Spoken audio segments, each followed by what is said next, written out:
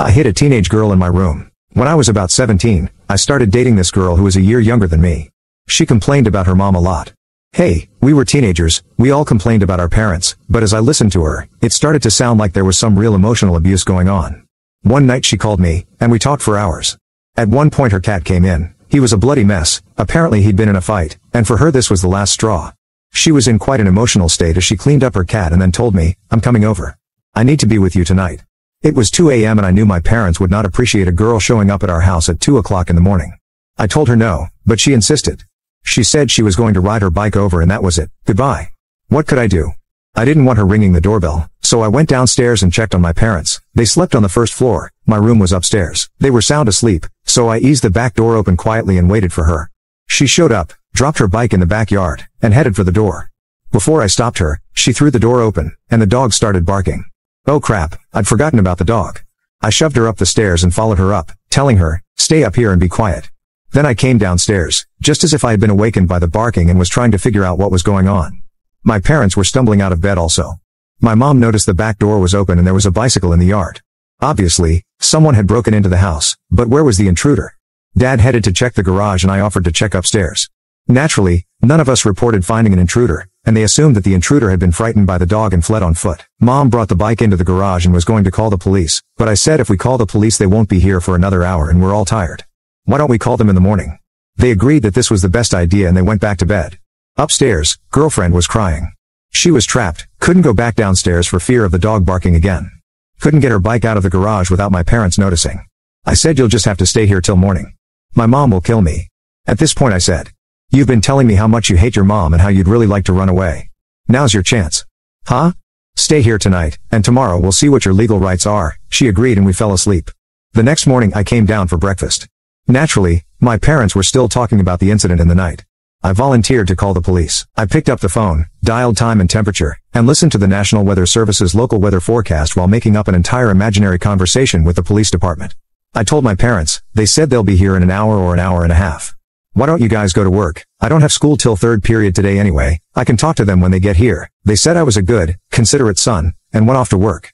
Either way, I don't think I'd ever lied to my parents before. At least not since I was little. I was a terrible liar, and I don't know how I was able to do it so convincingly, thinking on my feet with the pressure on. Of all the things in this story, lying to my parents is probably the thing I'm the most ashamed of. They went to work and Jeannie came downstairs for breakfast. I called an adult friend, an attorney, and told him the situation. He said that if I really thought that there was abuse going on, that I should report it to the district attorney. So I called the district attorney's office and made an appointment for Jeannie to meet with them that afternoon. We arranged to meet at school and I would drive her downtown, but at the moment she needed to get her bike out of my parents' garage. She rode off to school and I would later tell my parents that the police impounded it. When I got to school myself, late, I'd lied to my parents about not having to go to first or second period that day. I was met in the hallway by my English teacher, Mr. Nelson.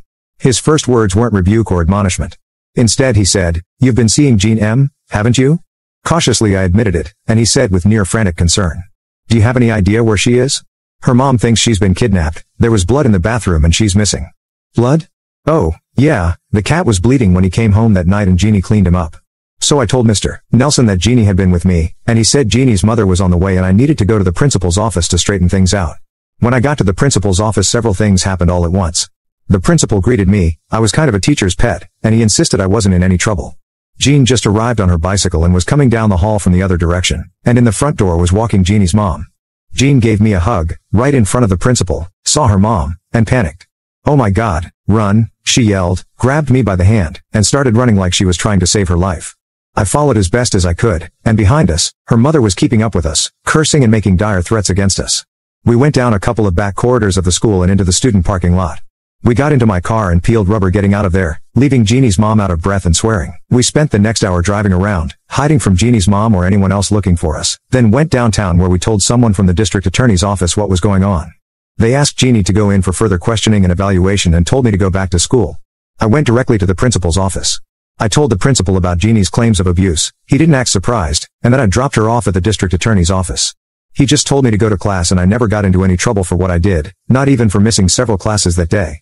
Jean called me that night to tell me she'd been put in foster care and had been placed with a family that lived in the East Hyde district so she'd still be going to school, and the DA was investigating the situation. But I never did find out how it all worked out, because not too long afterward, Jeannie and I had a big fight and we broke up. In the years that followed, I was ashamed of the role I'd played in the whole affair. I was a good student, not a troublemaker, the teachers and parents all liked me. I was a Christian kid, active in church and my youth group, not the kind of person to help minors run away from home or hide girls in my room or lie to my parents. As the years went by, I was ashamed and embarrassed by the whole thing and didn't talk about it. Then one day, 40 years later, I started wondering about some of the people I knew in high school and started looking them up on social media. I found Jean. Since I'd known her, she'd become a registered nurse, gotten married, had a kid, gotten divorced, and lived alone with a couple of cats. Nothing too extraordinary there. Then I found a blog post she wrote, entitled "The Day My Life Changed." She wrote about years of emotional abuse received from her angry single mother, the cursing and threats and insults.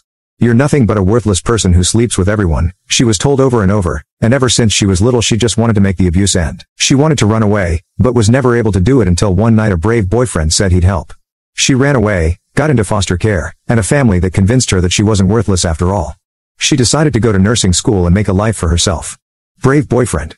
I'd never thought of myself like that before. For years, I'd been ashamed and embarrassed about what I'd done, only to find out that I was the hero in someone else's story. Yes, I contacted Jean after that, and we stay in touch by Facebook.